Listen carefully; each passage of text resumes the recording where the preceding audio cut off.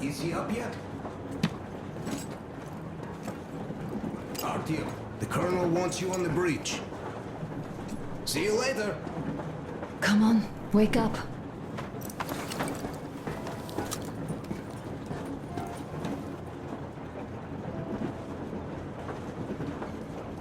You did a great job there.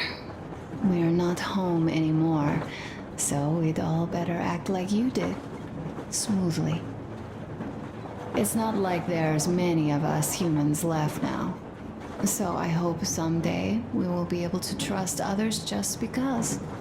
Because they are people too. Am I bothering you? Sorry, I'm in a philosophical mood today. Stay here for a bit, Ayrtom.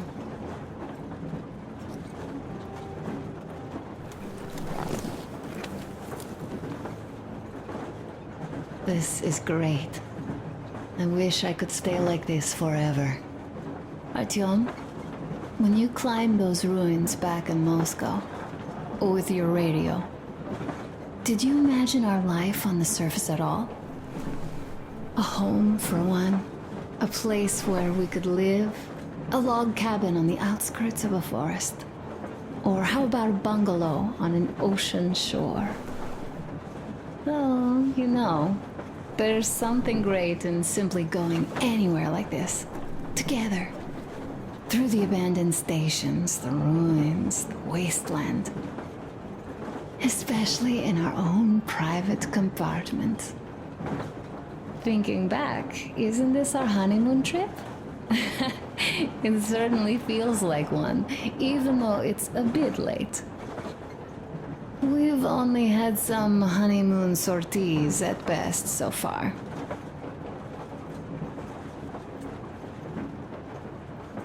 You know, I had a talk with Katya. I'm sitting here recalling that bridge and those people there, and we've been sitting underground for 20 years. And they haven't. So what? These are not the same people who used to build cities, planes, and space rockets. They are just like us in Metro, only even more dejected. They are essentially slaves. For real. They work all day and pray all night. Always watched, always directed. Everything is under control. Everything is decided by the community. Well, I mean, Silantius.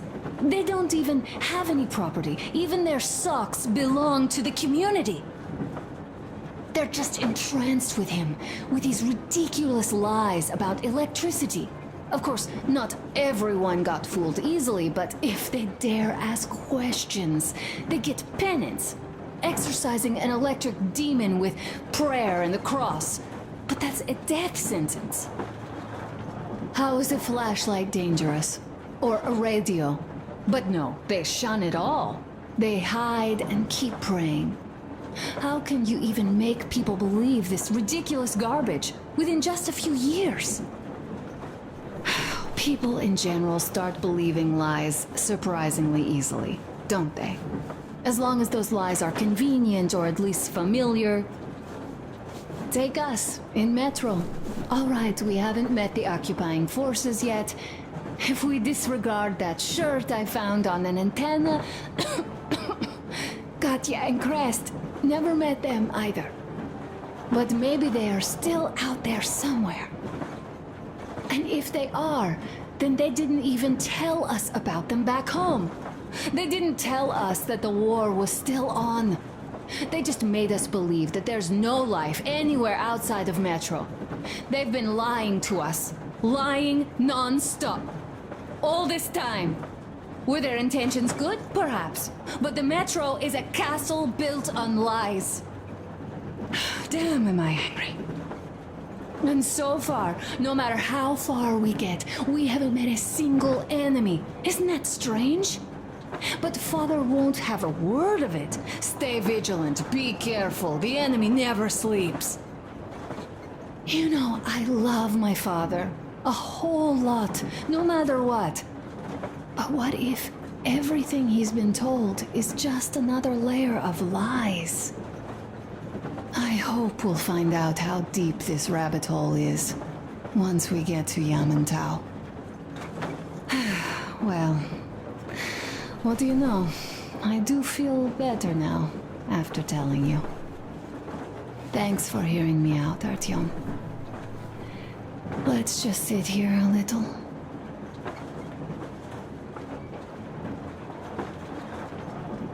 All right, run along. Dad wanted something.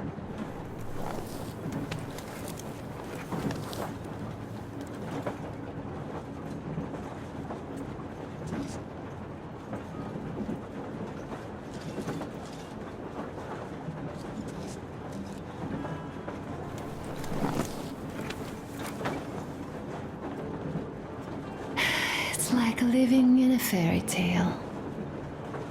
A prince has rescued his princess from a monster-infested dungeon and is taking her to his magic kingdom where they are going to live happily ever after.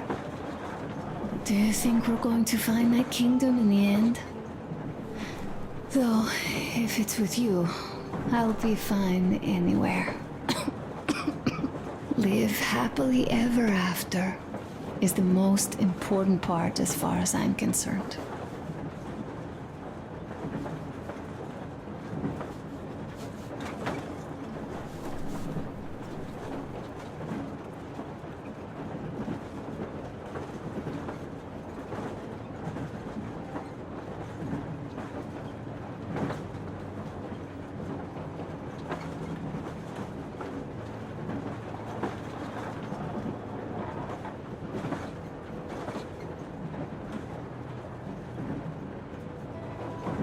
Leaving already? Well, go get them, Tiger.